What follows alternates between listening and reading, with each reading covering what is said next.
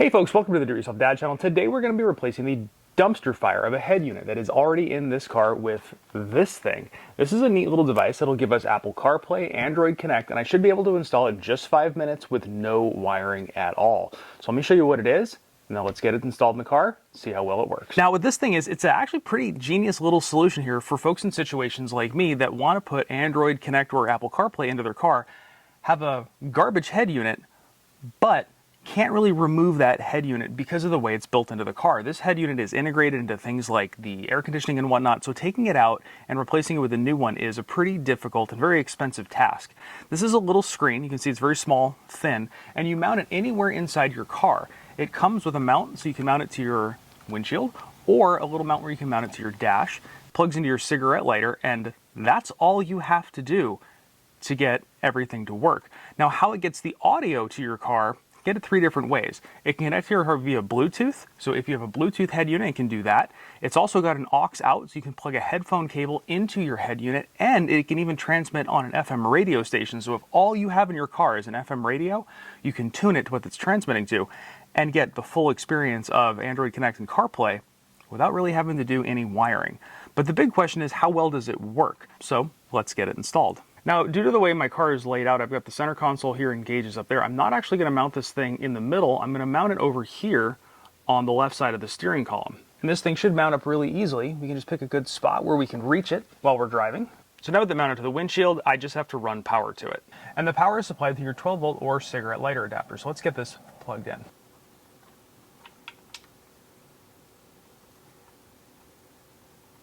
Now the only other cable you're going to have to connect is the cable that's going to lead to your phone. Now it's going to be a USB cable. It's either going to be your Apple cable or a USB cable if you've got Androids. We're going to plug that guy in right now.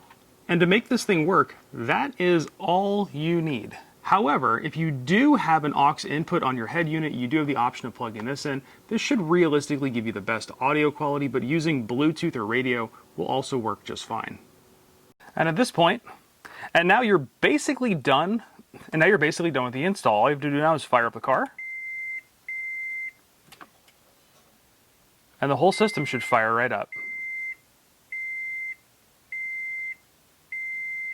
Now I've had this thing in the car now for several weeks, and we've been doing a lot of driving with it, road trips, we've been all over the place, thousands of miles. And the reason it's been several weeks is when I do a video, I want to make sure that I can actually stand behind the product in the video. I've actually played around with another head unit just like this from a different brand, and to be honest, I did not have a good time with it. I had a lot of issues.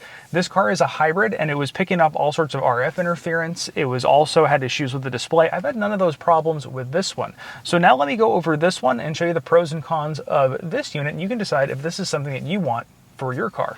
Now the first thing is the touchscreen. The touchscreen you'll see on this is actually very responsive.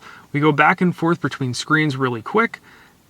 And just to run through the different features on this thing, so when you go into the settings screen, you have some very basic settings. You can select your device speaker, use the car speaker, the language, factory reset, stuff like that. You can also set up the different Wi-Fi settings on here if you wanted to run it on the Wi-Fi. I'm not, I don't really have a need to, but you could actually pair this up to your phone via Wi-Fi.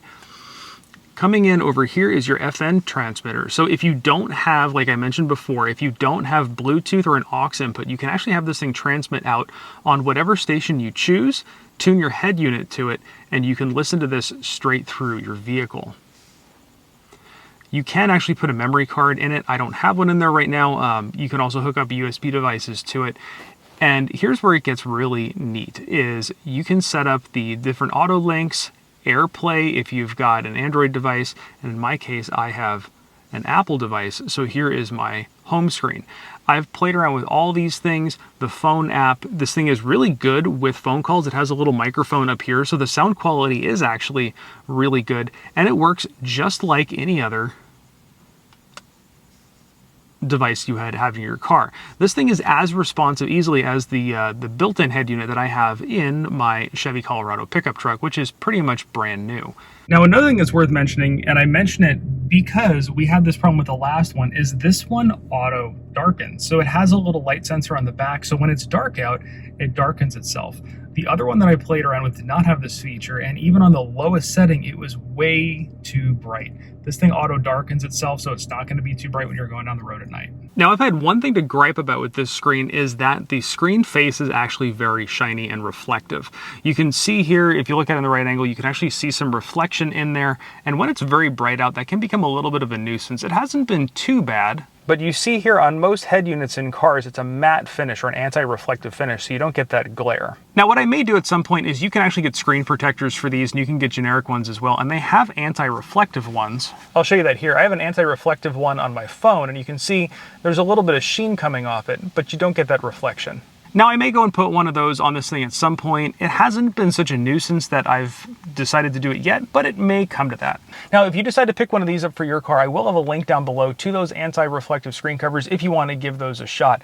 I would recommend them for the amount of money you're spending on one of these. It's only a few bucks more to put one of those screen covers on it. So if this solves a problem for you, I know it solved a big problem for me. My wife is really, really happy with this over the dumpster fire of a head unit this car has in it. I will have a link for it down below if you want to check it out for yourself. Now, if this did help you out, give me a great big thumbs up down below. Go down below, hit that subscribe button, because I've got lots more great stuff like this coming your direction. And leave me a comment. Let me know what kind of stuff you're working on, or if this is something that you want to put in your car. And of course, thanks for watching.